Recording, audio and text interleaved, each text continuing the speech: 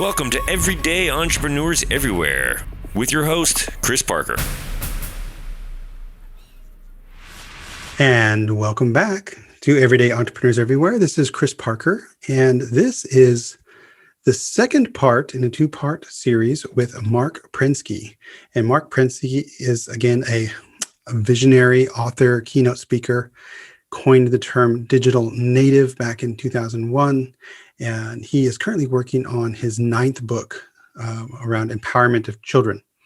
And this conversation is part of a Planet Pilots platform where Marc is having conversations with parents of children in the Planet Pilots program as getting insights for the new book. This is part 2. So if you haven't listened to part 1 yet, I would urge you to go back one episode in this podcast series and listen to the first part and then continue on and enjoy the second half of this fascinating conversation with Marc Prensky as part of the Planet Pilots series. The issue is always, first of all, did you ever see the book, How to Talk About Books You Haven't Read? No. It's a wonderful book. Look at it. It's a really good book. And the guy just basically says, look, you're not going to read everything. Mm-hmm. And so what you kind of have to know is a little bit about the context of these things and know. So, I've never read all of Freud or all of Aristotle or any of these things, but I can talk about them to a certain extent, maybe not as, but anyway, that's the same as taking people around the world, giving them experiences. You'll give them some, and you'll give them the ones that probably you like. So you'll say, I like this, so maybe you'll like this. So we went to Europe, my kid, when he was a couple of years ago, and I wanted to go to the places I grew up in, France, where I know the language, and Spain, where then we went. But he wanted to go to Scandinavia, Sweden specifically. Why? I don't know. Maybe he played games with kids from Sweden, and we went, and it was great. And I wouldn't have picked it, but it was great. And now he wants to go to Iceland. I don't know why. I mean, it sounds like an interesting place, but that's what's interesting, is that the stuff that we want is not necessarily the stuff that they want, that they are thinking and dreaming and being people in their own heads all the time. And we don't know much of what's going on in there. And that's the way it is. That's the way it's always been.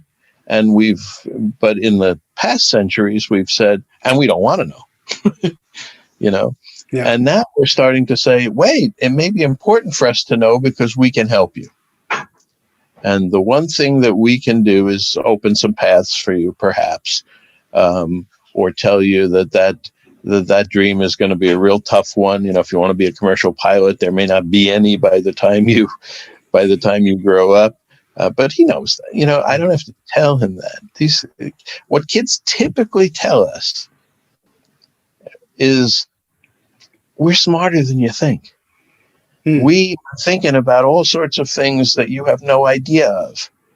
And that's, if I could do something, I would love to be able to bring more of that out in kids, and to obviously shape it, and so it's not, so they don't grow up to become monsters. Reacting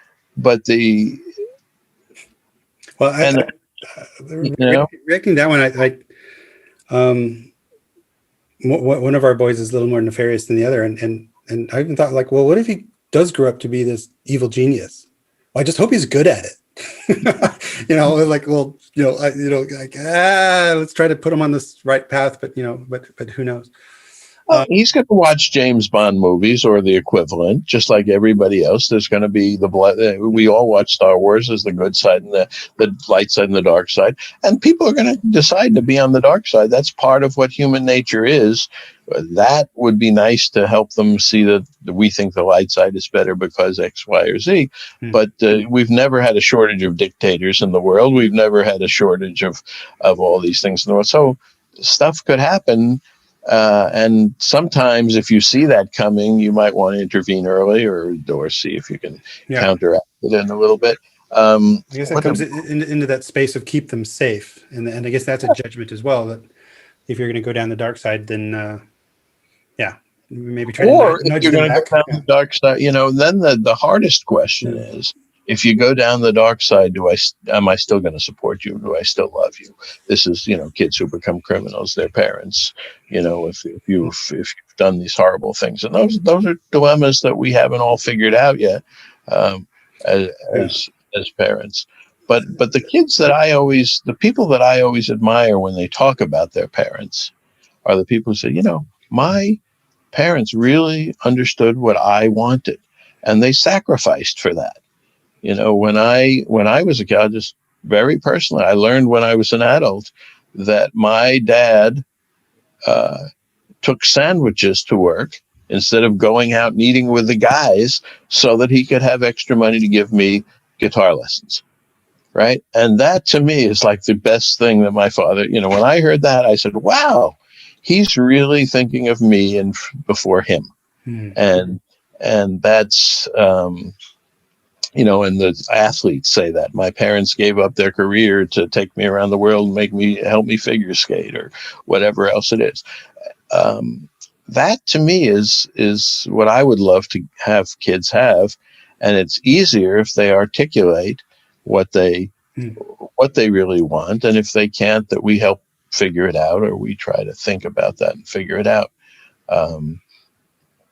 And so, there's this, I'll leave you with a really nice term that you might want to use with your kids, which is when somebody coined the term for kids who are autistic or dyslexic or not fitting in. They say those are cool abilities. Those are cool abilities that you have that can possibly lead you down some interesting roads.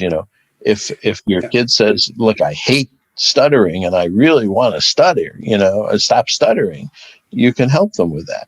If they say, I don't give a shit, I just want to be with other stutterers, then you've got to understand that. You got to understand, and it's so hard to know what the kid is thinking. I think, and again, this goes into language and beliefs, but what we have really been trying to position, and I think they've heard it, is that the dyslexia is a superpower, meaning it's a unique skill. It's a unique combination that makes them unique. And oh, by the way, school, at least in the Dalton program they're in, isn't really designed for that kind of superhuman superpower. And so we need to do some other things if they want to, stretch and improve. And also on my podcast, I've had people like David Rendell, who is a sort of the think pink guy. He celebrates the uniqueness of people. And he gave me lots of, the founder of Kinko's copies. It was sold to FedEx for some ginormous amount. Completely dyslexic to the point he could hardly read. And apparently he ran that whole company by voicemail. And so Richard Branson is one of those. Did you know that? I did not know. So Richard Branson is totally dyslexic. And so seeing this thing as a inherent weakness, we have not accepted. And it's sort of this is who you are. This is a dimension of you. And we are unique as well. And find yourself and do something with it. So it's, but what did you call it? It was a cool ability. It's very cool ability. A very cool ability that gives them cool ability. It could turn into a superpower, but for the moment, it's a cool ability that's unique. But yes, a lot of people have done this. But the problem, up till now, we've very limited the set of things that were acceptable, available, useful for kids. So we say, we don't ask a kid when you meet a new kid, most people don't say, what do you like? What are you into? What do you do? Most people say, what's your favorite subject? That gives them 5 choices, right? So we've lived in this very limiting world, and we're beginning to live, and they're going to live in an unlimited world. And another thing that I like to think about is half the world, or some portion of the world, is going to be in the cloud, and some portion of the world is going to be on Earth. And we are just figuring out what's better in each, right? So that right now we, from the 20th century, have a bunch of perspectives that we may have, and they're different according to each person. But what do you think? Suppose you lived your life 100% on the cloud. Would you care? Suppose you went to nature through VR in the most beautiful places on Earth instead of going to walk in the neighborhood, which is ugly, right? So all these things, the relation to nature, all the stuff we're trying to figure it out. You need to hug on Earth, but you can make babies pretty much in the cloud these days, right? So this stuff is all going through. That's the point that they're in. That's what makes this an interesting time for me, is that we're so in flux on that. The flux, and this is part of, I think, a greater discussion that I've had with many other people. You call it belief, and one of my questions is, what is sacred? And maybe it's a synonym in this case, that in the past, rightfully or wrongfully, we had things were sacred. The church was sacred, or government was sacred, or Mickey Mouse was sacred, whatever it was that had some sort of. But my belief is through education, through technology, through just general awareness, then people started to challenge the cultural regime of sacred. And I believe we're in the collapse of you call it I guess the century of education, and the empowerment, I think, is that needs to emerge is for people to decide for themselves what is sacred, because the sacred mechanisms that we used to use to shape culture are disintegrating, and in the absence of that, we're seeing confusion, uncertainty. And what I dream for my boys, I'll go back to that statement and put my foot down, is that they have the ability to have, to think critically and discover for themselves on what is their sacred. It doesn't have to be mine.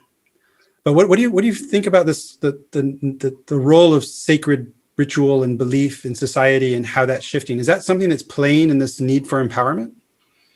Yeah, and I'm thinking, I'm really thinking about this. The next book after Empowering Kids is going to be really about beliefs. Some people call them mindsets. Harari calls them shared myths, which is really what you're talking about. And it's interesting because values or sacred, those are all beliefs, but not all beliefs are values. So you can believe that the earth goes around the sun, or the sun goes around the earth. Those are beliefs, and they're not particularly, values. But people are finding this stuff out. And when you say the words, this is disintegrating, and this is this, to some people, those are very scary words. To me, that's the most exciting thing that there is, where we can invent. I don't give a shit what happened in the past, frankly. I really am I am a person who cares very little. I like some things from the past, but I don't care about my ancestry. I don't care about this. I don't care about that. I say, who are we now? Who are our kids now? And what do they need? What's the future going to be like, as far as we can say? And what's the best way to prepare our kids? And they're going to make those decisions about what they think is really important. And anybody who's been part of a religion where they've, it's a very strong religion. You mentioned Mormons. It could be Jews. It could be anything. And then tries to leave has a tough road ahead of them.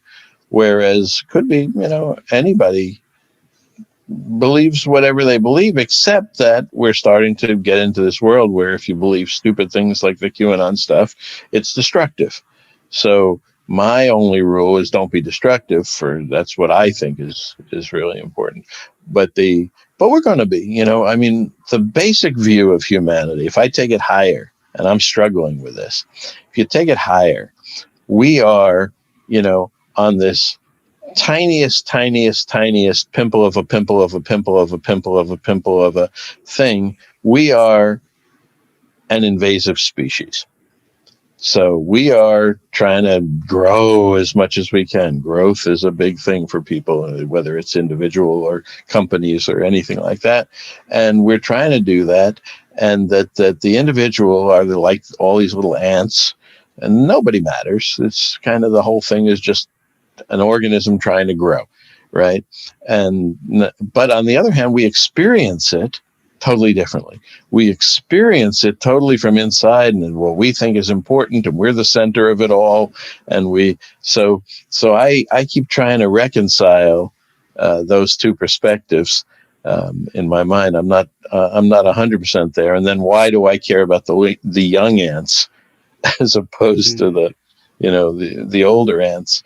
So I think for me, it's important to keep those two perspectives in mind. So at least you say, but yeah. There's a futurist guy that I had the privilege of having on the podcast, John Sinai, and he's more of a business futurist. But when we got into this sacred conversation, he had a beautiful quote, which was, "We're moving from a society that was based on the pursuit of more, moving to a society or an existence which is the pursuit of less but better."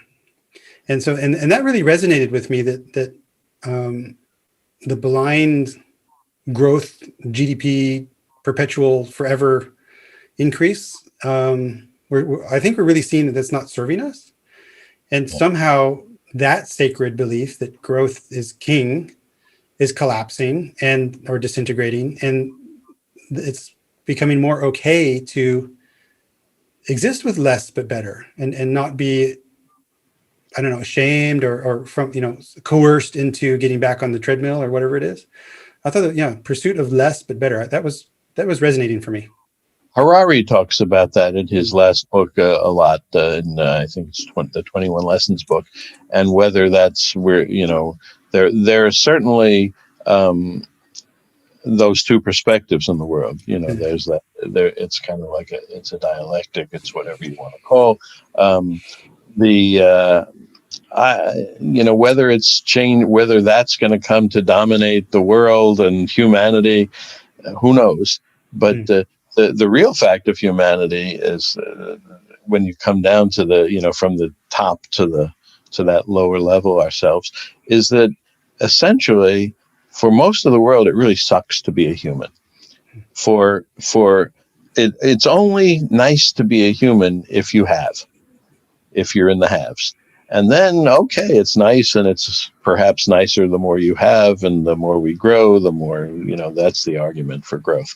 And yet you can, there's plenty of stories of people being happy with what they have, right? That whatever it is, you can do that. So yeah, I don't know whether it's going to be I don't know that that's a generational move. I don't see kids in general saying, we're going to have less. I have not seen that. That was not one. I have a long list of things that are changing. Beliefs are changing, and that's not one of them. I think that well said, well pointed out, because I think, but we'll see. It's at least it was triggering for me. It was giving me the permission, I guess. I don't know if it needed permission, but that I don't need to just keep accumulating. Maybe this is all, I'm turning 50. What that relates to? Property. And so the basically that comes from ownership of property, and you have to own it, and your car is your car, and your house is your house, and don't invade it, and don't do it, and don't share it, and you can't. And that has been a feature of a bunch of civilizations, not all of them, and that's going to, unless we get rid of that. And so some of that is changing, like that says, I don't have to have my own car because I can share one. I can get a ride share. I don't have to have my own house because, I can live in an apartment. Whatever, all those things some of that's shifting.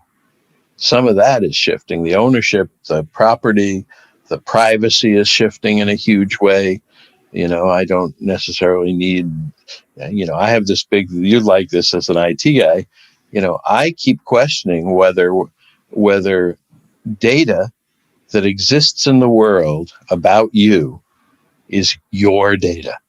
Why in the world is it your data, right? If I have a disease or I have this, it's a fact. It's a fact in the world. It's not mine to keep private. It's data.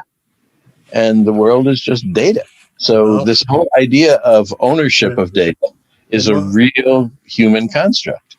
I know a lot of humans that will disagree with you violently around the sanctity of the privacy of data. Right. But you're But right. that's a belief. It is. That's totally a belief. And different people believe differently. So in my experience, having been indoctrinated by some NSA whistleblowers, working with them for a couple of years, and really being absorbed into at least the UN described right of privacy. There is a line, meaning that data is there and it needs to be used for things, and there are all sorts The of use value. of it is different. There's all sorts of values Yeah. and economics wrapped around this, that it's, for me, it's not a black and white, right or wrong thing. So No, absolutely it's not. And because a lot depends on it. And for me, this is just my perspective. A lot of people don't share it. The data itself is not proprietary. The uses of the data are what we need to focus on. And it's like, the fact that you are in Russia and can get into the NSA computers. Okay, you can. If you're in Russia and get into the NSA computers and do bad things, that I don't like. But once we had computers connected, I think all data. I don't think there's going to be such thing as private data in the future. I don't think you can protect it. We'll see. But I tend to think differently from a lot of people on a lot of these. right. So Mark, I don't know. I have a question, maybe in closing. I'm really enjoying this, so I'm happy to continue. But you haven't written the book yet about the empowerment of children. So you've mentioned a couple of books: Diamond Age, 21 Lessons, How to Talk About books you haven't read and things. But is there a place that you would recommend that the best thinking before you've written the better thinking on this journey of improvement of awareness of empowerment? Because this is a ongoing discussion. I've got a ton of articles. And the way I write a book is I write a lot of articles and then put them into a book. Okay.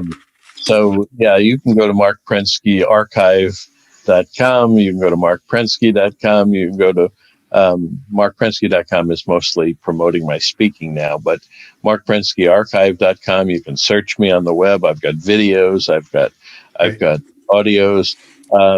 And this is now coming together, and I love your perspectives. And I certainly, you've made me think more about what some of the issues and dilemmas are in parenting, because there are tons of them, and and hopefully what I would like to spark in you, if I have, is just the question: is there another way to think about raising my kid? Am I doing it the way I learned, and I incrementally changed what my parents did to me, or whatever that is? Is there a whole other way to look at this, and to look at a young person growing up in the world that I'm responsible for? Well, I had the gift of my parents being divorced when I was 1, and they were married and divorced separately. So I came into marriage and parenthood believing I didn't know what I needed to know, and some of the role models, and my parents all did the best they could, and they're beautiful, meaningful people. But as far as parental role models, not who I would look to all the time. But there are people like John Career, who I mentioned, who was more of a traditional role as parent. And I don't even know if that's right or wrong, but that resonated more with me. So I've been hungry to learn and discover, and being triggered on how to reflect on my parenting, and also reflect on if I'm unconsciously imposing unnecessary values that aren't in service to safety. That's a great question, and I will take that question away. So trigger done, triggered. And another book that I can suggest is Esther Wojcicki's book, How to Raise Successful People, where she talks about trust, respect, independence, collaboration, kindness. Do you know that acronym? No. It's a really good acronym. And the other acronym that I like is LEGO, which is love, empathy, gratitude, optimism. Which if kids have Lego, then in that sense, it's even better than they're having Lego in the physical, in the block sense. I'm trying to convince them of that at Lego, but the and here's another interesting thing that came up with, and this is in the context of Planet Pilots because it came up in a conversation with Justina, that a lot of people are focused on play for kids and how important that is. And you can read a lot of people who tell you this and not enough play in schools. Well, empowerment is the new play. Empowerment, we played when we couldn't do anything. Now we are so much more empowered that we can actually do stuff. And that's a different form of play. And it's the play that gives you the satisfaction and the self-confidence of accomplishment. And that was the wrap up of the conversation with Marc Prensky as part of the Planet Pilots series. So I would really urge you to look at the show notes at ebullient.com/podcast/Marc-Prensky, where you will find all sorts of links to the different articles and books and sources that Marc has mentioned. You can also find him at marcprensky.com and also marcprenskyarchives.com. So thank you so much for enjoying that really fascinating conversation. Thank you for listening. Like and subscribe to the podcast on your favorite player and download the Simplicity Kit from ebullient.com.